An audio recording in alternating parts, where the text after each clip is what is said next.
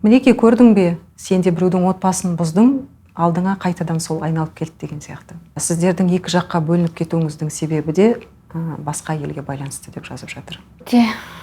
Өте қиын тақырып қой. Өзім қанша жерге жатып алып тұрып жылаған кездерім бар. 16 жыл бірге өмір сүріп, ажырасып кеткен, ол өте қиын.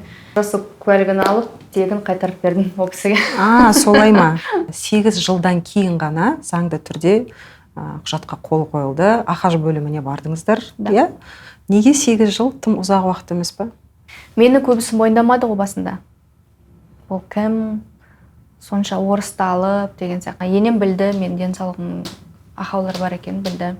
Масқара, мынау не айтайын деп жатыр, мынау мен кетейін деп жатыр, менімен қоштасайын деп жатыр, кажется, что-то дауысы біртүрлі. Талғамы жоғары дедіңіз. Ойбай. Оны де көрдім. Дамский угодник. Сол кезде жүрегім бірден бір мұз сезгендей болдым. Бүкіл ауыртпашылық деген бірінші қыздар көрді ғой. Солар айта бастады, мама, сен кетейікші, кетейік.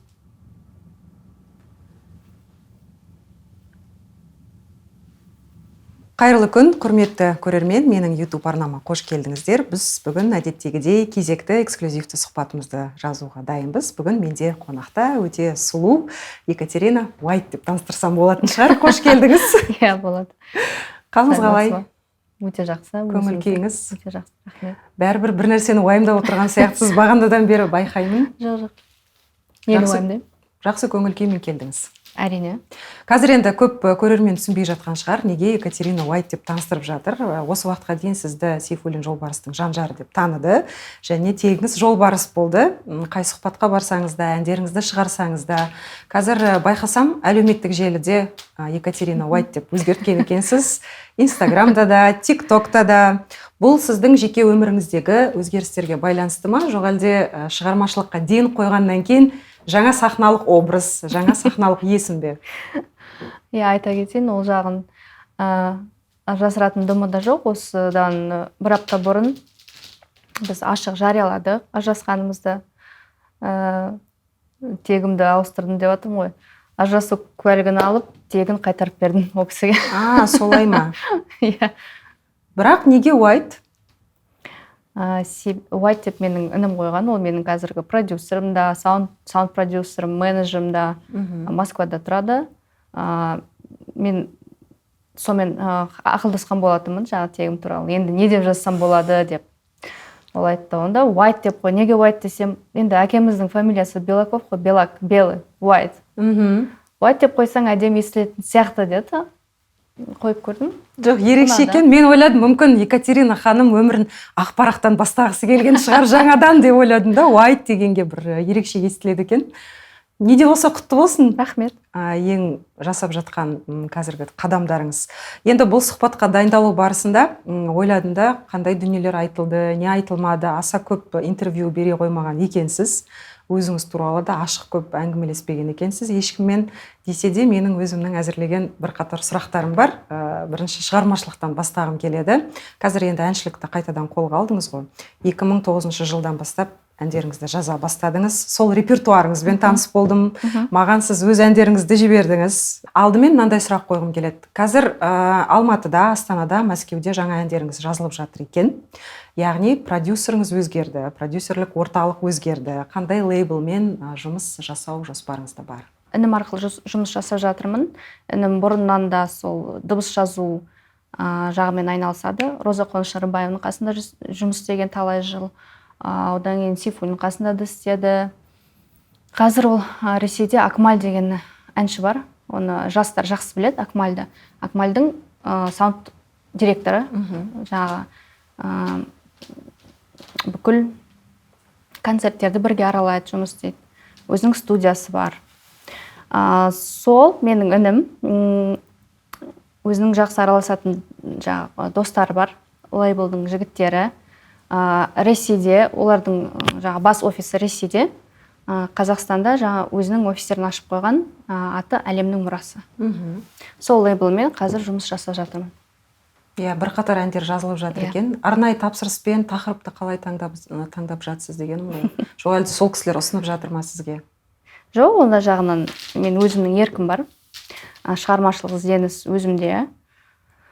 ең бірінші әнім енді сүйген адам деген әннің текстін сол туралы сұрап отырған шығарсыз, иә?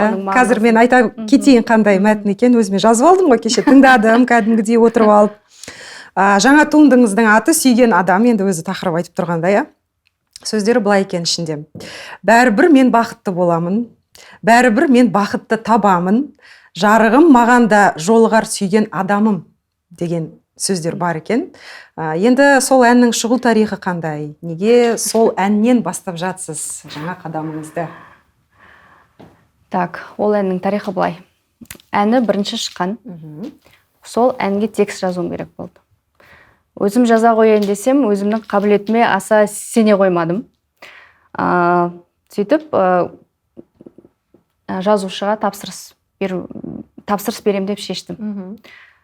Таныс жігіттермен сұрадым, достарымнан қандай қазіргі таңда Қазақстанда жастарға қандай жақсы жазушылар бар, текст жазатын. Десем, Мирас Қадырмұрат деген жігітті ұсынды. Оған хабарласып, жағдай сөйлестік. Ол да сұрады, қандай не мағынада, қандай тақырыпта жазғыңыз келеді деді маған. Мен айттым, енді қазір басымнан талай дүние өтіп жатыр. Қазір мен бәрін жазам дедім, соны ұйқастырып, әдемілеп жасап бер дедім. Бүкіл сөздерді, осы жаңағы жазылған, оқылған сөздер, ол менің сөздерім, бірақ Мирас оны алды әдемілеп, ұйқастырып, рет-ретіме қойып берді. Оның бәрі менің сөзім. Ол менің былайынша айтқанда женская месть болды. Мәссаған. Иә, қандай мақсатпен жазғаныңыз енді түсінікті болды, иә? Енді жаңа трекке арнап сіз фотосессия ұйымдастырдыңыз. Білмеймін енді кім қалай қабылдайтынын, мен енді филолог, журналист болғаннан кейін мүмкін ішінде метафоралық болып қолданыс болған шығар. Бірақ жаңағы суретке қарасам, мұқабасында, обложкасы дейді ғой, мойныңызда бір алқа бар.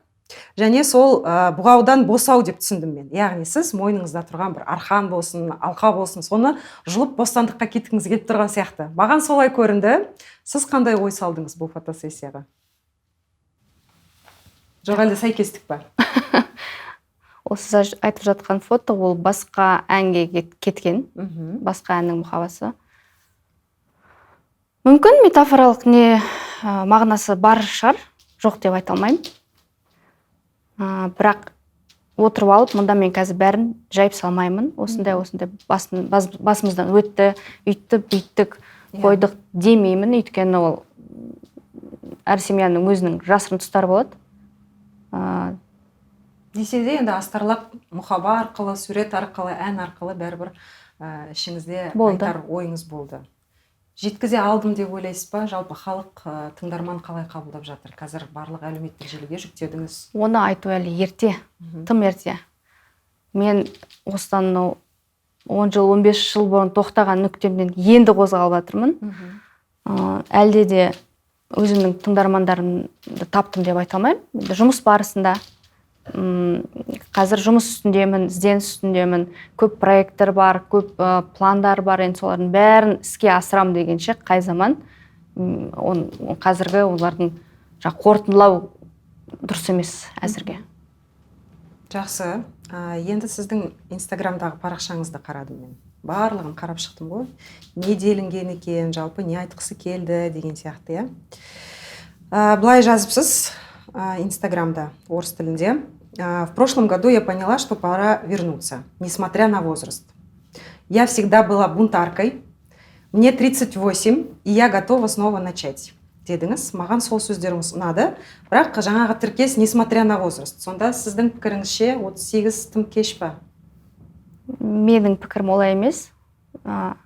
Оны мені солай ойлайтын адамдарға жауап ретінде жаздым. Мүмкін солай ойлайтын адамдар бар шығар енді. Қазір енді культ молодости, ол СНГ, постсоветское пространство бізде солай шығар деп ойлаймын. Бірақ әлемде көп қондай мысалдар. Мысалы, Тина Тернер әншіні алатын болсақ, 44-інде бастаған бүкіл карьерасын. Қандай деңгейге жетті, мысалы, ондайлар көп енді. Мен ойлаймын, денім сауымда, өзімнің жоспарларымның әлі үйліп жатыр, қанша дүние алынбай. Оларды шығарғанша әлі қашан. Бірақ кәдімгідей осы әншілікке ден қойғыңыз келеді. Өміріңізді осы бағытқа бұрғыңыз келе ма сонда? Жоқ әлде жай хобби ретінде қосымша алып жүресіз бе?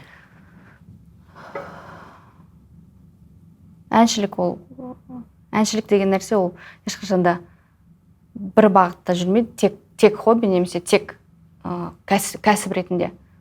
Оны шын жүрегімен сүйіп істейтін адамдар хобби де алады, кәсіп те алады. Мен сол екі жақты да алғым келеді. Мысалы, жаныма ләззат береді, рахат аламын. Ән айтқанда барлық нәрсені адам ұмытып кетеді. Сол сияқты бір бұйырса, бәрі болады. Енді кез келген адамның өмірі бір шығарма сияқты, кітап сияқты, өлең жолдары секілді, фильм секілді, бірақ әр адамның өзінің тағдыры болады, бір-біріне ұқсамайтын.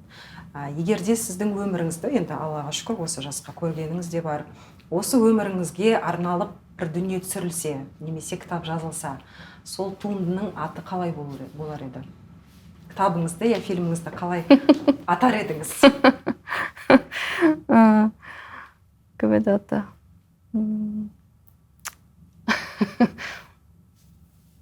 Осындай кезде есіме түспей қалатын қараш. Бір шығарма ма есіңіз келсе? Леонардо Ди Каприо түскен фильм бар ғой, «Выживший». Иә? Соны қоясам да жараса береді, «Выживший». Жарайды, жақсы. Онда сөйтіп аталатын кітабыңызға шолу жасайық, парақтап көрейік. Бірінші тараудан бастаймыз. Ол балалық шақ. Ең маңызды жалпы адамның мінезінің қалыптасуы, болашаққа деген көзқарасы, ортаға бейімделуі, сол бәрібір үйдегі жағдайға байланысты, ата-анасының тәрбиесіне байланысты. Сіздің де әкеңіз музыкаға жақын болды. Сол кісі сізді болашақта кім деп көргісі келді? Қызым осындай болса екен деген секілді айтылады ғой бәрібір. Юрист болса деген ол негізі. Юрист, журналист, сондай. Сіздің қабілетіңізді сол кезде байқады. Әрине. Көптеген байқауларға қатысқан екенсіз. Бір-екі жерде сұхбат бердіңіз, астында пікірлерді оқыдым. Біз Катяны өте жақсы танимыз, мен сол Катяның ұстазы едім деген секілді жақсы пікірлер жазылған екен. Әкеңіздің қалауы заңгер, юрист болса, анаңыз ше? Сізді кім деп көргісі келді? Анам журналист болуға қабілетің бар деген, өйткені тіл байлығың, жүйріктігің соған жарасады деген. Бірақ сіз оқуды бітірген кезде Иниязға түскіңіз келді. Сей алмай қалдыңыз енді. Өзіңіз сол бағытта жұмыс жасағыңыз келді ма? Аудармашы, я ұстаз болғыңыз келді ме әлде? Аудармашы болғым келді өзімнің. Себебі ағылшын тілін өте жақсы сүйіп оқыдым. Мектептің программасын әлдеқайда алға озып кеткен болатынмын. Мысалы, классқа екі вариант контрольный берсе, маған бөлек шетке отырғыз қойып, маған үшінші вариант береді, усложненный, қиындатылған. Ол кезде де ағылшынша неше түрлі әдебиеттерді өз бетіммен оқыдым, кітаптарды ізденіп.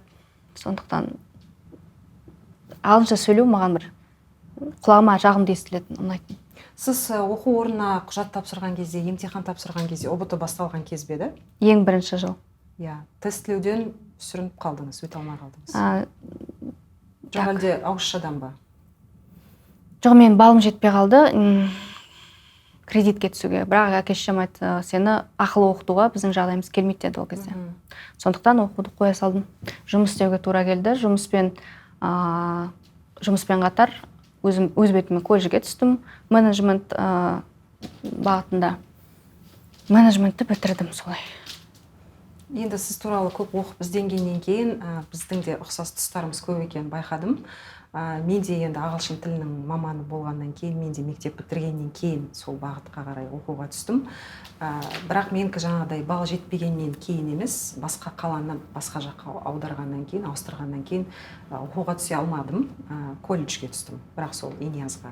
Көп уақытқа дейін мен кәдімгідей сыныптастарымнан ұялдым. Басқалары кәдімгі университетте жақсы бір жерде білім алып жатқан кезде мен де барлығын білем, мен де олимпиадаға қатыстым. Қалайша мен колледжде білім алам деп кәдімгідей біраз уақытқа дейін қиналдым, біраз уақытқа дейін қысылдым. Менің де әке-шемнің жағдайы болмады мені оқытуға сол кезде. Менде болды ондай қысылу. Кейін бірақ өзім ақылым жетті, тоқтадым. кейін ағай апайлармен кездескенде де сұрайды ғой, қай жақта оқып жатсың, қызым, қалай болып жатсың?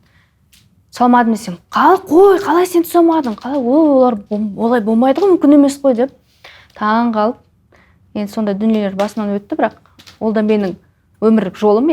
Қазір мен ештеңеден ұялмаймын да, класстастарым беттеріне тік қараймын. Олар мені мысалы мақтан тұтады қазір. Өзіміздің кездесулерге де қатысамын. Қарым-қатынас өте жақсы класстастармен. Мысалы, қазіргі таңда да көп мектеп оқушылары, түлектер ұбытуға дайындалады ғой, тестілеуге. Сол кезде кәдімгідей үлкен қорқыныш, үрей болады. Түспей қалсам не болады деген сияқты. Үйдегі қысым бар, әртүрлі жағдайлар орын алады деген сияқты. Сіздің басыңыздан да өтті, менің де басымнан сол жағдай өтті. Қазір сол түлектерге қандай кеңес берер едіңіз? Егер де балы жетпей қалса, қалаған оқу орнына түсе алмай қалса, не істеу керек? Енді біріншіден әрине көңіл күйді түсірмеу керек. Ол последний шанс емес. Тағы да өмірде шанстар көп.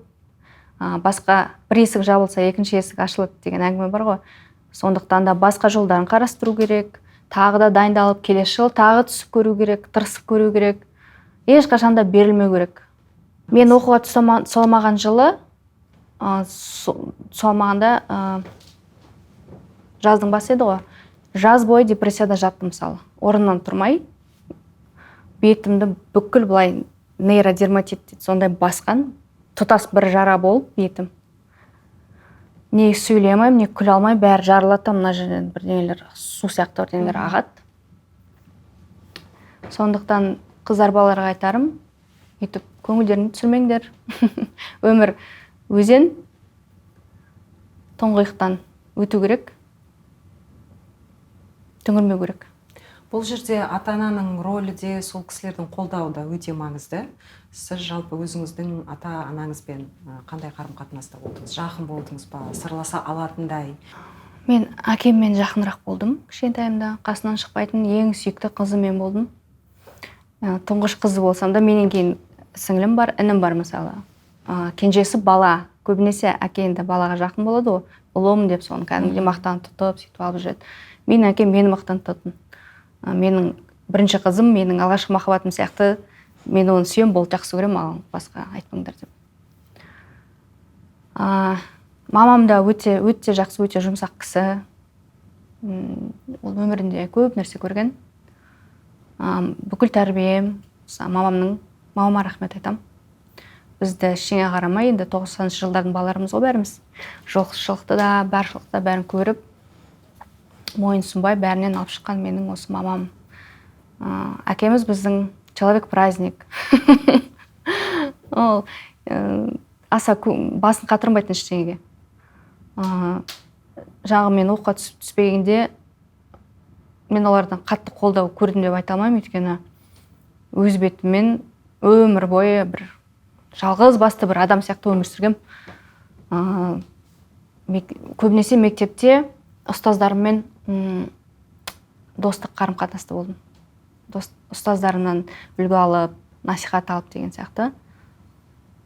Әке-шешем менен кішкентай сияқты болып көрінетін маған. Ылғи да менің сана сезім биікте де, олар менен кішкентай, оларды қорғау керек деген сезім болды өзімде. Оларға ілген жоқпын өзімнің проблемаларымды. Бірақ айтқыңыз келген шығар. Енді сөйлесеміз ғой, сөйлеспедік демеймін. Анам да енді барынша қолынан келгенше қолдау көрсетеді ғой. Бірақ ол әлсіз адам болғаннан кейін, жұмсақ адам болғаннан кейін, оның аса көмегін сезім деп айтамын, өйткені өзімнің жігерім, өзімнің күшім одан биік болып көрінді маған. Ерте есеп кеттім деп ойлайсыз ба? Иә. Балалық шағыңыздағы ең бақытты сәттерге көз жүгіртсек. Қазір мен дәл осы сұрақты қойған кезде көз алдыңызда қандай көрініс? Бірақ көрініс біздің үйіміз көлдің жағасында тұрған. Тура үйіміздің артында көл болған. Жазда оған суға түсеміз, қыста коньки теуіп сырғанап, сол жерде ойнаймыз. Сол үйдің қасында үлкен қарағаш өсетін. Сол қарағаштың ең төбесінде бір бұтағы бар, жуан.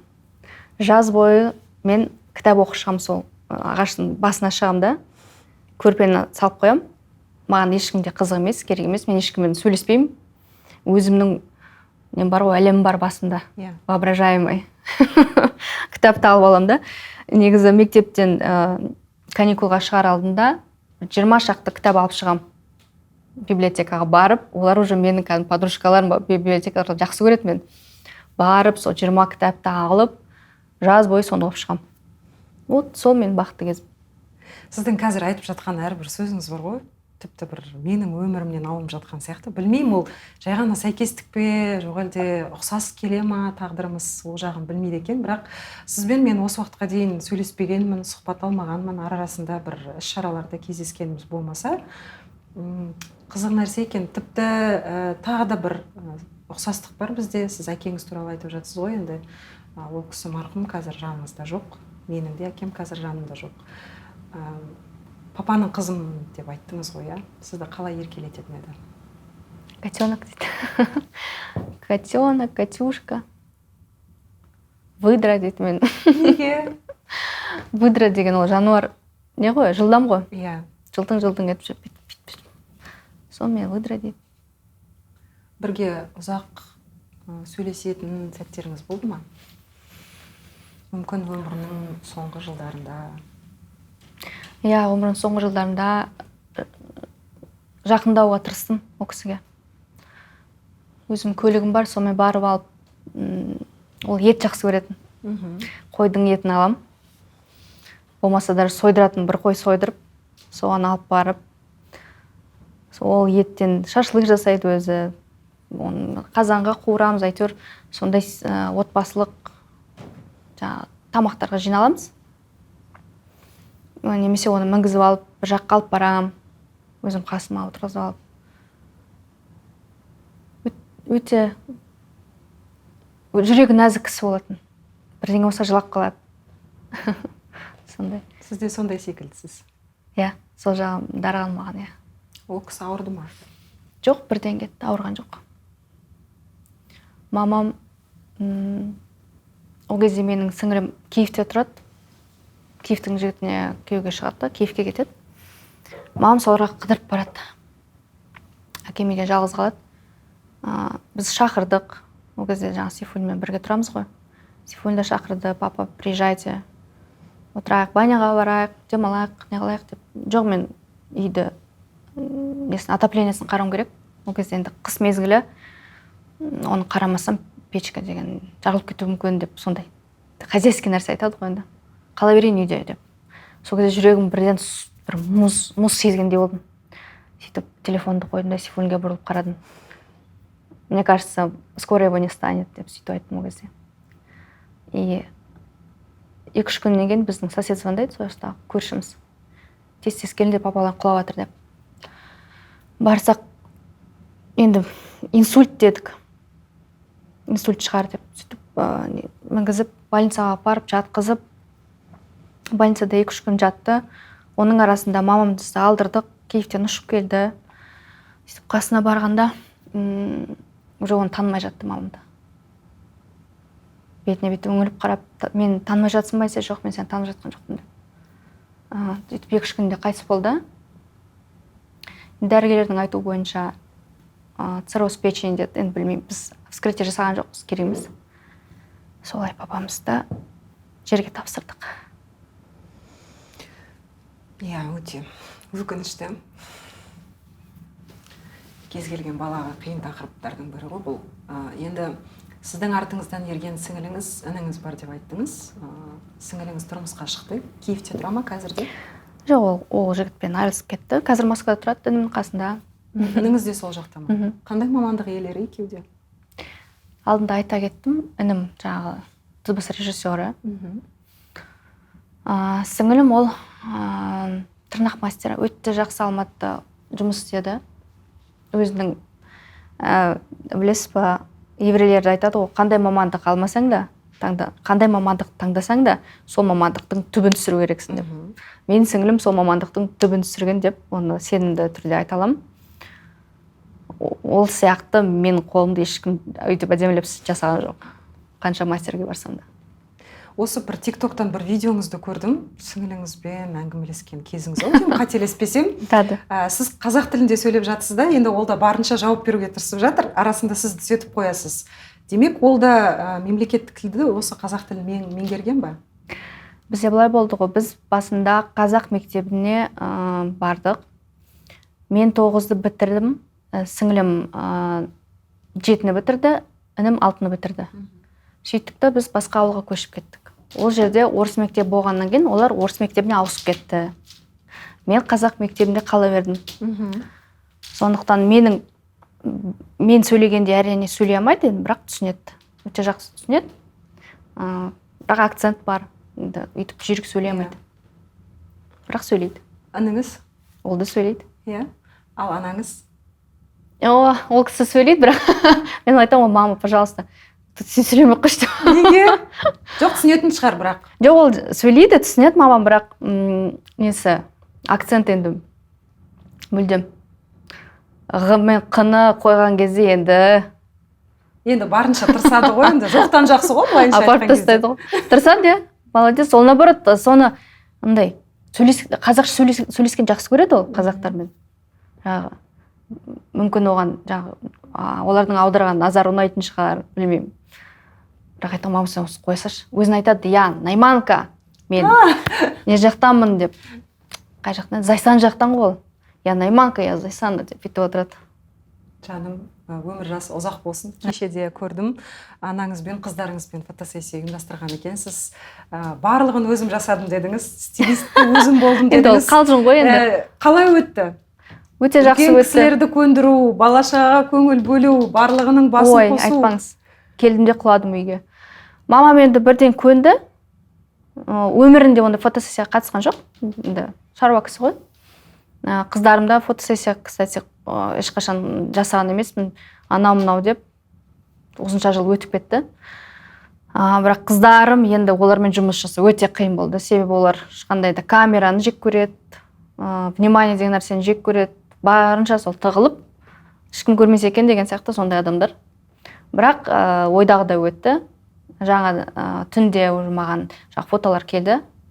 Бірақ әзірге жарияламаймын, әрине, өйткені жаңа жылға қарсы дайындалған дүние ғой. Соған қарсы шығады, бірақ өте жақсы әдемі шықты. Кітабыңыздың келесі тарауына көшейік. Үлкен қалаға келдіңіз, өзіңіздің оқуыңды оқыдыңыз. Енді Сейфуллин мырзамен қалай танысқаныңыз, оның барлығын біледі. Бәрі біледі, көрді, естіді, бірнеше рет айттыңыз. Маған бұл жерде қызық дүние, сіздің жасыңыз ол кезде 20-да. Ол кісімен бір жылдай араластыңыздар. Енді дегеніне жететін ер азамат депсіз бір сұхбатыңызда, десе де ол романтик па? Сізге қалай көңіл бөлді?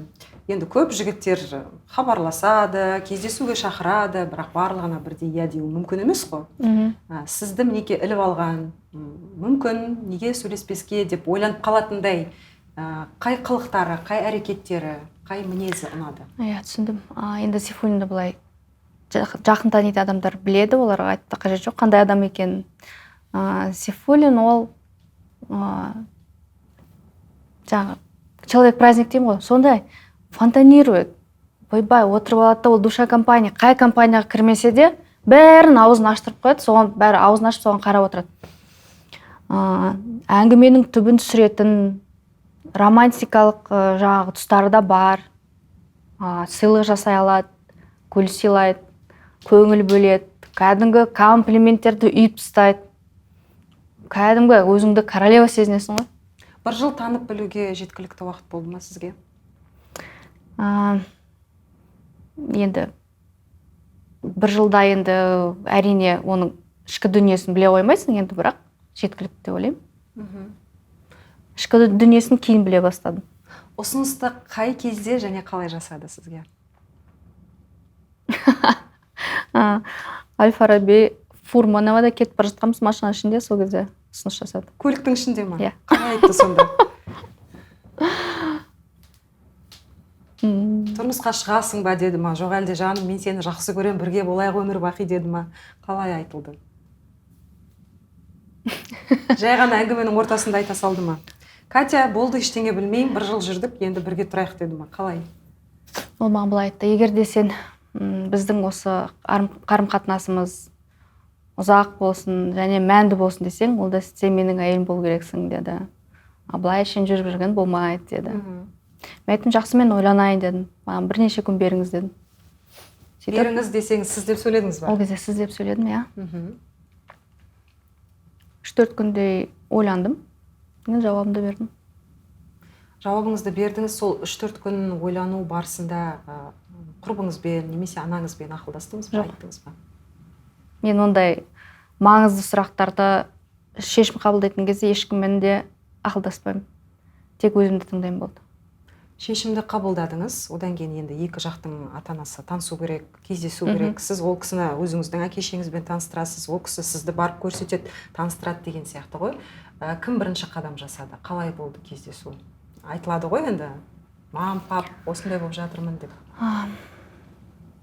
Ресторанға барды, ол есінде, енді қатты бір андай помпезный бірдеңе болған жоқ. Жай ғана ресторанда кездесіп, таныстырдық. Енді анамның ақсүті деп ұстатты, әйтеуір бірдеңен. Мен құлағыма сырға тақты. Сол тұстар есімде. Сол жай ғана тыныш өтті. Бір сұхбатыңызды тағы да былай айтқан екенсіз. 8 жылдан кейін ғана заңды түрде құжатқа қол қойылды. Ахаж бөліміне бардыңыздар. Неге 8 жыл? Тым ұзақ уақыт емес пе? 1 жылдан кейін ұсыныс жасалса, не кедергі болды? Олар Сейфуллин алдыңғы әйелімен ажырасқанда мен оған сол бірнеше жыл тыныштық берейін дедім, тимедім оған. Ондай әңгіме айтпаймын. Өйткені олар өте қиын, өте нашар қоштасты. Сондықтан мен ол кісінің басын ауыртқан жоқпын. Кейін бірнеше жыл тұрғаннан кейін уже айттым, енді барып заңды түрде неке қияйық дедім. Неке қиғанда біз некені алдына қиып қоямыз, бірақ заңды түрде жаңа құжат алайық. 2 қызымыз бар, ертең мысалы бір Құдай сақтасын бір жағдай болып қалып, біреуміз больницаға түсек, сен даже маған кіре алмайсың дедім. Палатаға кіргізбейтінбіз. Мен мысалы есімнен танып жатсам, ана жақта Құдай сақтасын, жаман айтпай жақсы жоқ дейді ғой. Сондықтан заң түрінде бәрін жасайық дедім. Ол айтты, жарайды деді. Бардық, сол Гоголя, Шариповада ахаж бөлім бар, сол жерге барып қол қойдық. Одан кейін барып бір жерге, әшейін кафеге барып отырдық екеуміз. Демек, менің түсінгенім бойынша сіздерде үлкен той болған жоқ. Жоқ. Сіз кәдімгідей аппақ көйлек киіп қалыңдық болған жоқсыз. Біраз уақыт өтті, десе де кез келген қыздың арманы ғой ол. Кейбір кісілерді тіпті қарайтын болсақ, бірінші рет тұрмысқа шығып ажырасса да, екінші рет мысалы қайтадан отбасын құрып жатса да, бәрібір ішінде қалауы болады да, 10 жыл өтсін, 15 жыл өтсін, кигім келеді, көрінгім келеді, әйтеуір кішігірім болса да атап өткім келеді, мен өзімді сол жерде сол күннің ханшайымы сезінгім келеді деген сияқты. Сіз енді 2 балапаныңыз бар, Аллаға шүкір, бірақ өте сұлусыз, өте нәзіксіз. Қазірдің өзінде сізге киіндіріп қойса, бір 19 жасар қыздай болып тұрасыз. 19 емес, за комплимент, рахмет. Сонда солай мен ондай романтик емеспін қатты. Ондай қыздардың жағы арманы өйтіп шыңғырып, деп сол көйлекке. Ондай менің романтизмім жоқ аса. Әрине менің бақытты болғым келеді, бірақ әзірге ол туралы айтқан ерте шығар деп ойлаймын. Әлі мына қарым қатынастан әлі мен демалғанда жоқпын. Өз-өзіме келген жоқпын әлі. Сейфуллин ағамызбен бас қосқан кезде неге арасында сондай бір, білмеймін, фотосессия болсын, жай отырыс болсын дегенім ғой енді? Жоқ, ол айтқан, жасайық, достарымызды шақырайық, кішігірім болса да 50-100 адамға той өткізейік. Мен айттым, қой, уже ұят қой дедім. Клоун сияқты тұрайын сояқта дедім. Мен қойдырдым оны. 4-5 бала-шағасы бар жұптар шығып жатыр ғой, солай той жасап жатыр. Мен оларды дұрыс емес демеймін, бірақ өз басыма жараспайтын сияқты болып көрінді уже. Сондықтан мен оны қойдырдым, тоқтаттым. Қыздарыңыз сұрамай ма, сіздердің тойдағы суреттеріңіз бар ма, жоқ па деп? Қыздарымда да ондай не жоқ. Прохладно оларға. Білмеймін, бәрібір кез келген ару соны ойлайтын сияқты. Енді тойым болса сізді шақырам, түсіреміз тойымызды. Аумен бұйырса, сізді сол сәтте көргім келеді дегенім ғой, мүмкін басқа сезім шығар ол. Мүмкін, білмеймін, бірақ мен әлі оны, ол туралы ойлау әлі ерте. Өз-өзіме келген жоқпын әлі. Сіздер сол 8 жылдан кейін барып бақаш бөліміне заңды түрде жаңағыда құжатқа қол қойған кезде міне ерлі зайыпты заңды түрде деп сіз тегіңізді ауыстырдыңыз. Иә? Өзіңіздің жеке шешіміңіз болды ма? Иә. Ол жағы мен нем ғой. Мені көбісі мойындамады ғой басында. Бұл кім?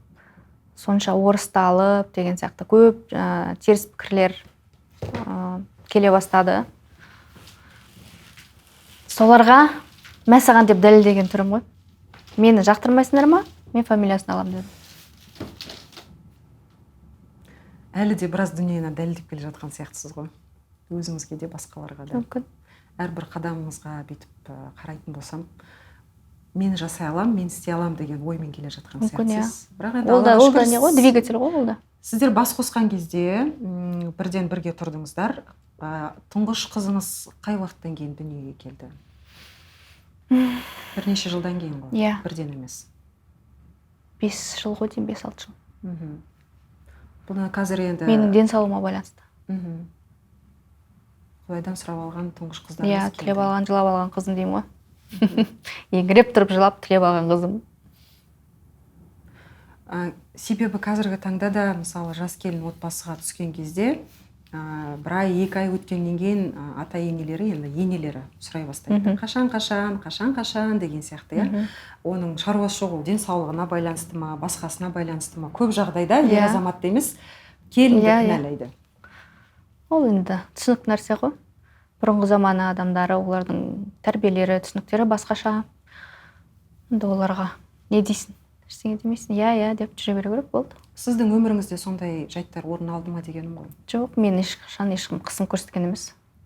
Енем білді, мен денсаулығымның ақаулары бар екенін білді. Мен қанша емделгенімді, операция жасаған бәрін білді, көрді, көз алдында өтті. Енді атам бұрын дүниеден кетті ғой. Қызым, ол атам дүниеден кеткеннен кейін, қызымды 3 айдан кейін көтердім. Өте өкінішті ол кісінің көрмей кеткені. Өйткені ол кісі өте аңсады немере. Және қыз баланы немерені өте жақсы көретін. Мен ойлаймын, керемет ата болатын еді ол кісі. Ол кісімен қарым-қатынасымыз өте керемет деңгейде болған. Мен ол еркелететін қыз сияқты, кішкентай қыз сияқты. Үйді жинасам қасыма келіп отырып деген сияқты. Тамақ істесем де соған қуанып, кішкентай бала сияқты. Менің столды жасайтын сервировкам жақсы көретін. Әсел деп ат қойған маған. Жарасады екен өзіңізге. Неге әсел десем, олар енді Шымкент жақтың адамдары ғой. Шымкентте мед балды әсел дейді. Сен әсел сияқты тәттісің дейді. Келіннің қатты жақсы көрген жақсы көрді, иә. Иманды болсын. Көп күттіңіздер, Алладан көп сұрадыңыздар. Одан кейін енді Алла берді сонда үлкен сыйды. Сол жағымды жаңалықты сіз қалай, қашан білдіңіз? Кіммен бірінші бөлістіңіз? Енемнің үйінде болғам ол кезде, екеуміз ғана. Сон білгеннен кейін бір 10-15 минуттай өзімді бастым. Демаламай қалдым қуаныштан. Сөйтіп барып енеме айттым. Ең бірінші енеме айттым, одан кейін өзім мамама айттым. Солай, семьяның ішінде өтті. Жолдасыңызға қалай жеткіздіңіз? Кстати, ол деген, ол қызық болды ма? Керемет, иә. Айтсаң күлесің. Мен оған жай ғана бүйтіп айта салмайын дедім да. Иә. Өйткені көп жылдан бері күткен дүние. Шақырып алдым, мен сенімен бір серьезно сөйлесетін әңгіме бар дедім. Кейін ол айтады, мен соны сөйлесіп болып телефонды қойып ойладым дейді. Масқарамнан не айтайын деп жатыр, менен кетейін деп жатыр, менімен қоштасайын деп жатыр, кажется, что-то дауысы бір түрлі. Деп дірілдеп келдім дейді, негізі. Дірілдеп келдім, мен далаға шықтық, далада айттым. Аяғым ауыр осылай деп. Мен көтеріп алып, айнала бастады. Екінші қызымды көтерген кезде тағы да бөлек едік, әйтеуір ол бір жерде. Мен айттым, сенімен серьезно бір әңгіме бар сөйлесетін дедім. Жүр ана, неге кел дедім. Интерконтиненталь отель, лобби барында, обычно сорпа ішетіміз, тауық сорпасы жақсы көреміз. Соған кел дедім, сол жаққа барайық, сөйлесейік деп.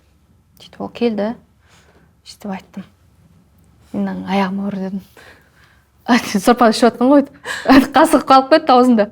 Қой қайтадан қасыма келіп көтеріп алып мен құшақтап сол жерде қуанып ол кезде де ойладым дейді мә мынау менен точно осы жолы кетейін деп жатыр. Че то мынаның түрі жаман айтатын әңгімесі че то қорқайын дедім. Солай болды. Сіз адамның зәресін ұшырып Кейін- барып айтады екенсіз жақсы жаңалығыңызды. Кейін де айтамын ғой. Айтамын ғой. Абаля сені тағы да интерконтинентарға шақырып қоймайын деп. Серьезно әңгімем бар деп. Енді ол кезде білмеймін, сәнде болды ма, болмады ма, қазір өзіңіз байқап жүрген шығарсыз, гендер пати деген. Ол кезде ондай жасайды, бала жынысын анықтау деп кәдімгідей мерекеге айналдырып. Жоқ, ол кезде ондай жоқ қой. Бар болса да істемес едім. Жаңа мен айтқандай ондай менің аса бір романтизм жоқ па, білмеймін. Ондай ең маңызды нәрсені мен тыныш қана өткізгім келеді. Ешкімге де оны көрсетпей, арамызда сақтап қалғым келеді. Өйткені оны жая берген сайын оның маңызы кететін сияқты маған. Дәмі кететін сияқты. Соны мен қызғанам. Ондай дүниелерді мен қызғанам. Өзіме маңызды нәрсе мен әрдайым жауып өтем. Қорғап өтем бәрін көрсетпеймін.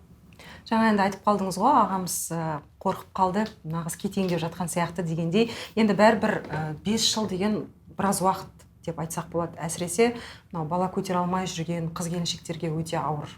Бір жағынан отбасы жағдайында қоғамның қысымы бар деген сияқты. Осы орайда сіздің басыңыздан өткеннен кейін қазіргі таңда мүмкін бастарынан сондай жағдайды кешіріп жүрген аруларға қандай кеңес айтасыз? Аруларға да, олардың ерлеріне, жолдастарына да. Шыдамды болу керек. Өте қиын, өте қиын тақырып қой. Өзім қанша жерге жатып алып тұрып жылаған кездерім бар. Қазір қарасаң, мысалы, түс сияқты оның бәрі да, жаман түс сияқты. Мен шын жүрегімнен ондай келіншектерге, сіздерге де ол түс сияқты болып көрінсін, болашақта сәбилі болған кезде бақыттан айтады ғой, жыласаң да бақыттың жыла деп. Сондай кездерде ол әшейін түс болып көрінсін болды, артта қалсын. Берілмеу керек. Енді денсаулыққа байланысты болады. Кейбір әйелдер әшейін шаршап жүреді жұмыста. Шаршайды, шаршаған адам психикасы шаршайды. Жағы энергиясы бәрі сол жұмысына кетіп қалып, бала көтеруге даже әлі жетпейді. Сол жағында ойлау керек. Мысалы, ол бір ай мысалы отпуск алып, бір жаққа барып демалып, теңізге жатып ба, миын тынықтыру керек. Тыныштықта және де жаман адамдар болады ғой әркімде. Теріс негатив беретін сондайларды кесіп тастау керек. Барынша сол тыныштыққа кіріп, демалып, содан кейін мүмкін көтеріп кету мүмкін. Сол тұс бар сияқты менің ойымша. Ал ер азаматтың қолдауы, мысалы мейлі енді ол кезде Сейфуллин ағамыздың 2 баласы бар. Ал кей отбасыларда мысалы енді үйленіп жатады, біраз жылға дейін балалары болмайды. Сол ері қолдамайды да өзінің әйелін. Сен сияқты 5-6 балам дегендей. Не деп айтамын? Өкінішті. Ер сондай болса. Оны бірақ өзгерте алмайсың, оның миына барып ми құйып бере алмайсың ғой. Қолдау керек әйелін. Үнемі жақсы сөзін айтып, жаным сен тусаң да тумасаң да мен қасыңдамын десе, сол әйел сол кезде құлпырып қайта көтеретін шығар может. Қазір енді біраз кісілердің сұхбатын көргеннен кейін болады енді қандай жағдай болса да, дәрігерге барса да емделсе де көтере алмайды да. Сосын бұл кісілерді білмеймін, бұл әйелдерді кейбіреулер ақылды деп те айтатын шығар, білмеймін, енді әркімнің тағдыры әртүрлі ғой. Құдай сақтасын енді жалпы сұрақ сізге. Егерде Құдай бермегенде сол сәтте, сіз жолдасыңызды жіберер ме едіңіз? Иә. Жіберер едім. Мен ешкімді қасыма байлап ұстағанды түсінбеймін мен ондай нәрсені. Егер шынымен кетем десе, мен даже оны айтқам. Қателеспесем мен оны айтқам. Егер де мен туа алмай жатсам, егер менен көңілің қалып кетіп жатса, сен маған главное айт. Ішіңде бүйтіп сақтап жүрме, мен білейін. Егер сен басқа біреуге ғашық болып қалсаң, оны да айт. Мен сені жіберем, және бақыт тілеймін саған деп. Ең басында мен сондай әңгіме көп айтатынмын. Жасанды нәрселерді жек көрем. Бүйтіп за уши притянутый дейді ғой, ондай нәрсені мүлдем жек көрем. көзге шөп салу бойынша да сұрақ қойылды сізге. Сіз біздің өмірімізде бұндай эпизодтар бар деп айттыңыз. Бір емес, бірнеше рет. Соны айтқан кезде телефон қақалып қалған. Иә. Қасымда отыр. Жоқ, ойын деп айтшы, жай әзілдеп тұрмын деп айтшы деген сияқты. Ол кісі бір орнында отыра алмады. Сол кезде мүмкін артық бірдеңе айтып қоймаса екен деген сияқты. Енді өздеріңіз 16 жыл отастыңыздар. Қойып қалам ғой мен. Біледі ғой мен өйтіп, мен өте ашық сөйлейтінім бар. Тік мінездісіз бе? Иә. Содан да көп таяқ жеймін өмірімде. Мен адамдар жағымпазданбаймын ғой мен ешкімге. Қалай бар солай? Солай. Ұнасын, ұнамасын. Ұнамасын. Кешіріңіздер деймін. Бірақ сол кезде қатты қорқып кетті ағамыз. Бірдеңе айтып қалады ау деп. Талғамы жоғары дедіңіз. Ойбай. Оны де көрдім. Дамский угодник. Бір жақсы сөз бар да. Бұны психологтар да жиі айтады. Отбасының бақытты болуы тікелей әйел адамның шыдамдылығына байланысты. Қай сәтте шыдам бітеді, әйел сол кезде жарылады, және отбасын сақтап қалу екі талай деген сияқты. Сіз сол нәрсені байқаған кезде, көрген кезде бірден айтпайтынмын, кейін уақыт өте келе әзілдеп жеткізетінмін дедіңіз. Сонда сол нәрсені, сол ренішті, сол ойды іште сақтап жүрдіңіз ба? Білсеңіз де. Иә. Неге?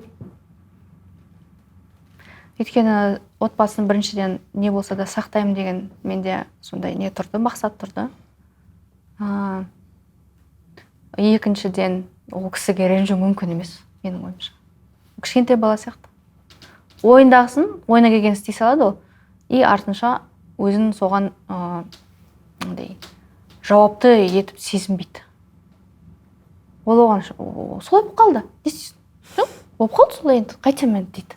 Ал сіздің сезіміңіз ше, сіздің махаббатыңыз ше, сүйікті жары ретінде үйінде күтіп отырасыз, ол кісі жасайтын нәрсесін жасайды, біреуге айтатын нәрсесін айтады, үйге қайтып келеді, солай болып қалды десе біртүрлі болып қалмайсыз ба? Мен оның бетіне басқан емеспін ондай нәрсе. Ол жайында енді ол қолынан барып ұстамағаннан кейін, барып үстілеріне түскен жоқпын мысалы. Ол менің әшейін күдіктерім, бір жайттармен андай мозаика сияқты келісіп қалады. Мен де ақымақ емеспін ғой. Ол кісіге бәрін кешіргім келетін, өйткені мен оны өліп, тіріліп сүйдім. Қатты жақсы көрдім оны. Сондықтан қараймда ойлаймын, не істемедім оған, не істеп аламын? Менің айтқанымды істейді, не кетпейді. Не айтам, аузымнан енді шыға берген нәрсені барып маған істеп бересің, бәрін істейді. Төбесіне көтереді. Ойлаймын, мен сол кемшілігін енді кешірмесем болмайды шығар деп. Оны сізге біреу жеткізетін бе еді? Қазір енді әлеуметтік жел дамыған, өзіңіз байқап қаласыз ба, сезесіз бе? Болады ғой енді кейбір адамдар алдын алу үшін бір кеңес айтқандай, Катя осындай болып қалыпты деп біреу әдейі айтады, ұрыстыру үшін, от салу үшін ортаға. Біріншіден мен ешкіммен араласпаймын. Өзім енді сіз айтасыз ғой, сіз көп сұхбат бермегенсіз деп, өйткені мен бәріне көбінесе отказ беремін. Ондай жаңағы шоу-бизнестегі адамдармен, ол ортамен онша менің байланысым жоқ. Маған өйтіп айтатындай, мысалы. Ол әшейін мен өзімнің сезімдерім. Фактілерді бір-бірімен ұйқастыра білуім. Және де Сейфуллинді былай көзімді жұмып отырып, анаяқтан не істеп отқан бәрін біліп отырамын. Өйткені мен оны до такой степени мен уже изучила. Және кешіре саласыз. Иә. Әзілдеп айтасыз, бәрібір мынандай сөз бар ғой, әйел адам кешіру мүмкін, бірақ ешқашан ұмытпайды. Мен айтамын, у меня память очень хорошая. Кейін жаймен бүйтіп сұғып отырамын ғой нелерімді. Кейбір әйелдер ғашық болады да, кәдімгі ер азаматына барлық нәрсені кешіріп қояды. Мен сол ғашық болдым ғой. Ол мысалы ішсе де, жұмыс жасамаса да, отбасын асырамаса да, ол енді қол көтерсе де деген сияқты. Жоқ. Ол уже өзін-өзі сыйламайтын әйелдердің тірлігі. Ондайды кешіруге де болмайды, шыдауға да болмайды. Ондай шыға берді ма, ондай әдет. Сол жерде бұрылып, нүктені қойып кеткен дұрыс. Өйткені ол байқұс әйелдің ертең тірі болатынына кімге білем мысалы. Бірақ шығармашылық адамдардың әлемі, жан дүниесі мүлдем басқаша. басқа әлемді әрине қиялданып қиял әлемнің олар оларға кейіпкерлері. муза керек болады әрдайым ол Иә. муза ауысып тұруы мүмкін деген сияқты. Сіз жолдасыңыздың бұрынғы жолдасыңыздың мінезіне көңіл күйіне қалай ілесіп жүрдіңіз? Енді айтып тұрсыз ғой, бәрін білем, не ұнады оған, не ұнамады деген сияқты. Шыдамдылықпен. Енді бастапқы жылдарда көп бізде не болды ғой, притирка дейді, ұрыстар, не оның бәрінен өтіп болғаннан кейін уже ол кісінің не ұнайтын, не ұнамайтын бәрін жаттап аласың ғой жатқа. Өзіме тиісті нәрсенің бәрін орындап тұрдым. Ол да менің мінезімді бірақ жақсы көретін. Өйстіп менің взрывной екенім, тік екенім, оған ұнайтын. Деп қалатын бүйтіп. Хорошо қатын. Бір сілкіп аласыз ба? Иә. Ана жақта біреуді сілкіп атсам дейді, хорошо. Жақсы көреді. Бірақ 1 айға, 2 айға гастрольге кетіп қалған кезде сіз сонда тек үйдің тірлігімен, бала-шағамен айналысасыз ба? Басқа да бір қызығушылықтарыңыз? Ұшып баратынбыз оған. Өзіңіз бара саласыз? Иә, алдырады. Ол сағынады мені, қатты сағынатын. Ол 1 айлық гастроль ондай көп болған емес. Театрмен кімді аты? Тұрсынбек Қабатовпен жүрген кезде олар 1 ай ма сонда гастроль кеткен. Арада бір рет бір жақымен ұшып бардым. Ақтөбе ма алдырды. 1-2 күн жүрдім қастарында, концерттеріне қатысып. Сол кезде бәрібір қызғаныш сезімі болмай ма дегенім ғой. Сағыныш, қызғаныш. Сағыныш болады, біраз енді байланыстамыз ғой, видеозвонок. Бірақ мен оны ешқашан өйтіп мазасын алып, оған қайта-қайта жазып, бақылап отыратын әйел болған жоқпын. Өзінен де сұраңыз, мысалы маған сенбесең. Ешқашан оның мазасын алмаймын.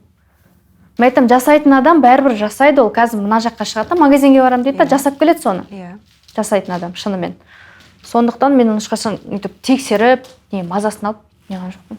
Біраз уақытқа дейін сіз жолдасыңыздың көмекшісі де болдыңыз, жанында жаңағы концерттері бар, гастрольдік сапарлары бар. Ұйымдастырушысы болдым. Тойға шығу бар деген сияқты. Енді қасында жүрдіңіз ғой. Ол кісіге гонорар төленген кезде сіздің қолыңызға тиді ма? Жоқ, барлық бюджет кімнің қолында болды? Ешқашан кіріспеймін ақшаға. Мен айтам, сенің телефоның және сенің ақшаң ол менің кірісетін зонам емес. Оны бірден оған көрсеттім. Енді ақшаны әрине ол алады, бірақ ары қарай енді өзі үйлестіреді ғой.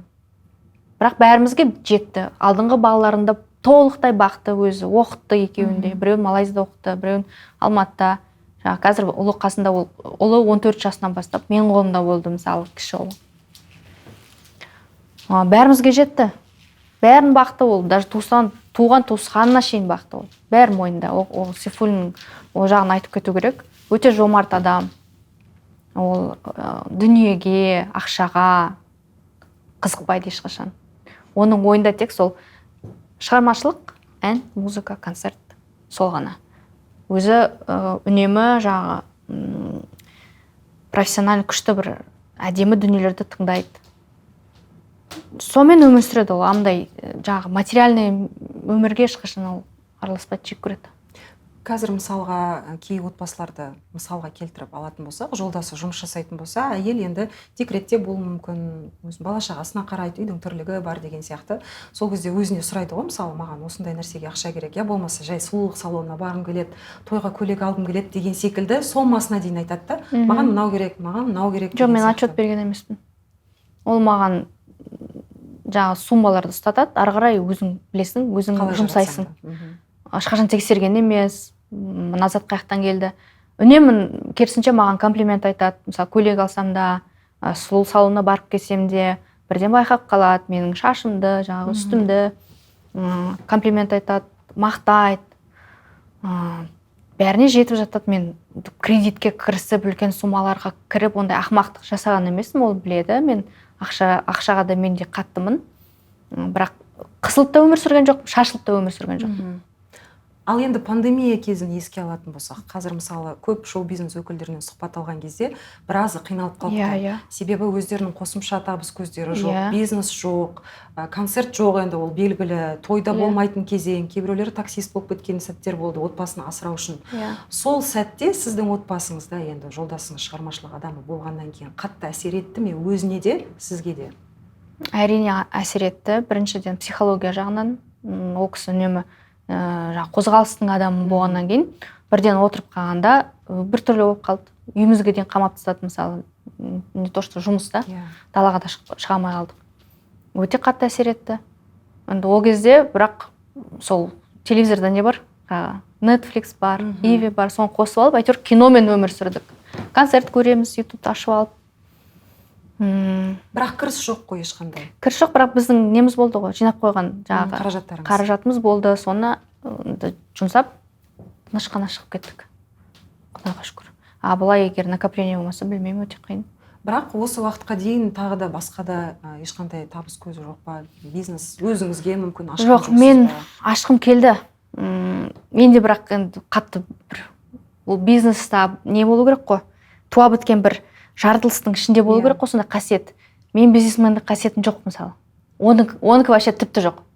Айтам, мына көрейік па деп айтсам, я дейді, қоя салшы, соны біз түсіне қоймаймыз. Құр босқа бәрінен айырылып қаласың, соң ашқан дүниенің бәрін. Қоя сал деп, қой деп, мен қойдырып тастады, бірақ ол да дұрыс шығар, өйткені мен бизнесмен емеспін. Бірақ енді Құдай сақтасын, тағы да сондай бір жағдайлар қайталанатын болса, я болмаса тойға шақыртулар азаятын болса, бірінші сол ер азаматқа келіп тиеді ғой. Сіз енді ақылыңыз бар, жаймен деп жеткізесіз. Ренжиді, ондай нәрсе айтсаң, өте қатты ашуланатын даже, айқайлап та беретін. Мен өліп қалсам да өмір сүресің ғой деп, мысалы. Сен сонда маған сенбейсің ба? Елге сенбейсің ба? Өйтіп қалай өмір сүресің деп маған ұрсып беретін. Сосын қоя салам, қой. Қолдау көрсетпегеннен кейін ары қарай ол теманы айта бермейсің ғой.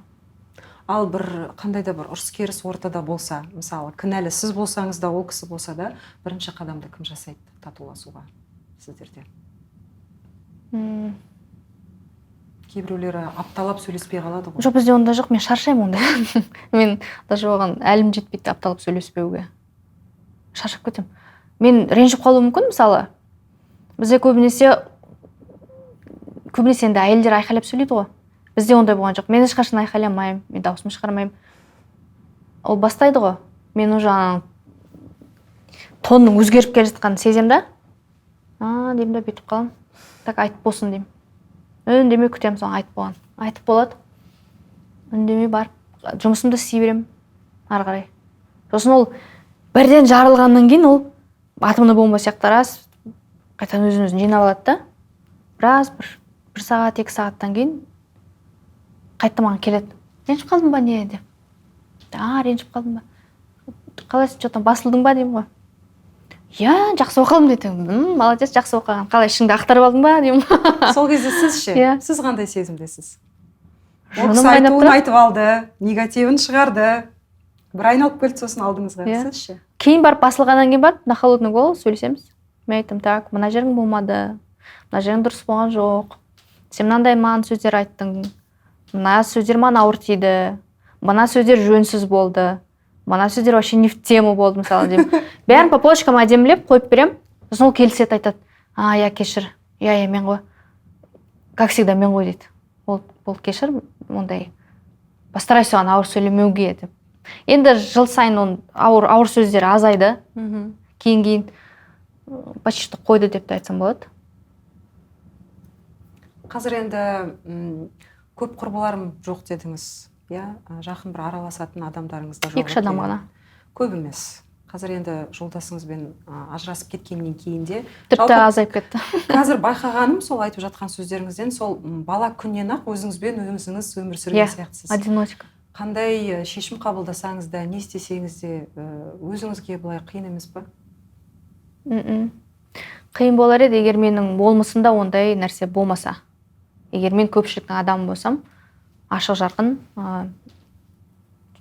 100 адаммен араласып кете беретін адам болсам, ол мүмкін маған қиын тиер еді араласпау. Бірақ мен оны мысалы өзімді қинап қамаған жоқпын ғой.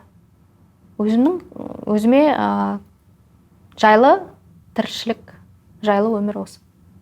Ал мысалы қазір күйзелістен қалай шығасыз? Күйзелістен? Бәрібір оңай емес, 16 жыл бірге болдыңыздар. Бала шаға ол бөлек әңгіме, анаңыз ол бөлек әңгіме. Әйел адамның бақыты, тыныштығы өте қиын әрине. 16 жыл бірге өмір сүріп, ажырасып кеткен, ол өте қиын. Менің шешімім бола тұра, мен өте жаман қиналдым. 2 жыл болды ғой ажырасқанымызға. Енді өзімнің жаңағы психикамды жинап алдым деп айтсам болады, жай. Қатты да емес. Бірақ көпшілік түсінбей жатыр. Сіз 2 жыл бұрын ресми түрде ажырастық, біздің ортақ шешіміміз деп Инстаграмға жаздыңыз ғой. Бірақ жаңа ютубты қарасам, басқа да сұхбаттарды қарасам, осыдан 1 жыл бұрын өзіңіз сұхбат бердіңіз, жолдасыңыз да сұхбат берді, бірігіп те сұхбат бердіңіз. Бізде барлығы керемет, тамаша. Жоқ әлде көптің алдында солай үлгілі отбасы ретінде көрінгіңіз келді ма? Жоқ, бұл былай болды. Біз ажырасқаннан кейін де ол талай сондай попытка жасаған қайтадан қосылуға. Мен бөлек шығып кеттім ғой, бөлек жерде тұрдым, қыздарымды алып қасымызға келеді. Мен де жарайды, кешіре қояйын, мүмкін болып кетерміз деп, оның өзінде де бірнеше рет қасыма кіргізіп алған жайларым бар. Сол арада түсірілген сұхбаттар ғой. Ол да айтатын, сен ешкімге айтпай қой, білдіртпей қояйық. Өйткені сен сүрініп баратқан жерінен ешкім саған қолын созбайды, аяғын шалады наоборот. Дұрыс па? Сондықтан сыр бермей жүре бер деді, жарайды деді. Ер адам ғой, ер адамдың бәрібір мінезім қандай болса да, ол ер болғаннан кейін мен оның алдында бәрібір 2 шаг артта тұрам ғой. Жарайды деп, сол сұхбаттарға келісіп барып жүргем. Одан кейін қайтадан айырылысып кетеміз. Одан кейін 2-3 айдан кейін қайтадан келеді, қосыламыз. Сондай качелі кездер ғой. Бірақ түбегейлі нүкте қойдық. Мен айттым, ол жүріс болмайды дедім. Ақыры болмағаннан кейін бұл нүкте қоя салайық. Бірақ әрқашанда сен менің жақын адам болып қала бересің. Менің саған рахмет айтатын жерлерім өте көп, алғыс айтатын. Мен сенімен есейдім, ана бақытын білдім, әйел бақытын білдім. Жаман жақтар олар, мен даже оларды ойлағым да келмейді. Мен оны даже ойымнан сызып тастаймын дедім. Жоқ қылам. Дос болып қалайық, қыздарымызды бағайық дедім. Қыздарымыз бізді бірге көрсін, бірге жүргенімізді, мысалы, кейбір кезде барып, ресторанға барып, ужин жеп келеміз. Жаңалықтармен бөлісіп деген сияқты, қал жағдайды біліп. Сол, Инстаграмға жазғанымызда сол. Ол айтты, сен бәріне айтады екенсің ажырасқанымызды. Мен айттым, мен неге айтпаймын дедім. Не үшін мен жасырып қалуым керек?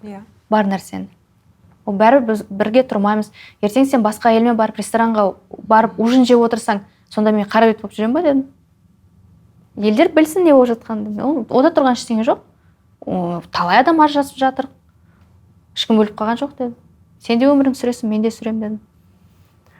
Солай шештік, сөйтіп хабар бердік, жаңа Инстаграмға шығардық нені, суреттің бәрін. Енді мен айттым, сен үйтіп жүре бермей үйлен дедім. Ол да айтты, бірақ маған да үйлену керек деп. Әйел адам бала шағасымен жүре береді ғой, үйленбесе де, мысалы, еркекке қиын. Оған қасында адам болу керек. Жақсы бір әйел кездесіп, үйленіп жатса, мен тек оларға бақыт тілеймін, денсаулық тілеймін, ұзақ өмір тілеймін. Ер азаматқа осы орайда қиын екен, ал әйелге қиын емес пе сонда? Мен ешқашан жыламаймын ғой, жыламсырап біреуге. Жақын подругам бар, құрбым бар ғой. Ол да айтады ғой, сен артынан біледі ғой болған нәрселерді. Таңғалады, сен қалай осыны маған айтпадың дейді ғой. Бәсе, бір апта жоқ болып кеттің, тыныш жатып алдың, бәсе деп бөлісім келмейді ғой. Мен ойлаймын, ол тек қана менің ауыртпашылығым, өзім алып шығуым керек. Бірақ бәрібір нәзіксіз ғой, жаныңыз нәзік. Іште барлығын сақтай беретін болсаңыз, Құдай сақтасын, ауырып қалуы мүмкін ғой адам. Қыздарымыз өсіп келе жатыр деген. Құдайдан хабарым бар, мен Құдаймен көп сөйлесем. Жалбарынамын, кешірім сұраймын. Осындай арманым бар, осындай планым бар деп. Кім керек маған басқа? Адамдар бәрібір олар несовершенно. Адам өзі де алданып қалады, сені де алдайды. сондықтан адамдармен бөліспеймін. Бұл шешімді жақындарыңыз, анаңыз, қыздарыңыз да өсіп қалды ғой. Қалай қабылдады? Жаңа айттыңыз ғой, бөлек шығып кеттім, бөлек тұрып жатырмыз деп. Негізі бөлек шыққан сол қыздарының арқасында десем өтірік айтпаймын. Өйткені менің қандай күйзелісте екенімді олар көрді ең бірінші. Көз жасымды, бүкіл ауыртпашылықты ең бірінші қыздар көрді ғой. Солар айта бастады, мама сен кетейікші, кетейік деп. Солар айтқаннан кейін уже мен ойлана бастадым. Ойладым, значит, қыздарыма да уже ауыр тиіп жатыр. Қыздарыма ауыр тигенін мен ешқашан болдырмаймын дедім. Мен өліп қалсам өліп қалайын, қыздарым оны да көрмеу керек деп алып шықтым. Қазір бірақ сөйлесіп тұрады, кездесіп тұрады. Өзіңіз де айттыңыз ғой енді, былайынша айтқан кезде батамды бердім, үйленсем үйлен деген сияқты.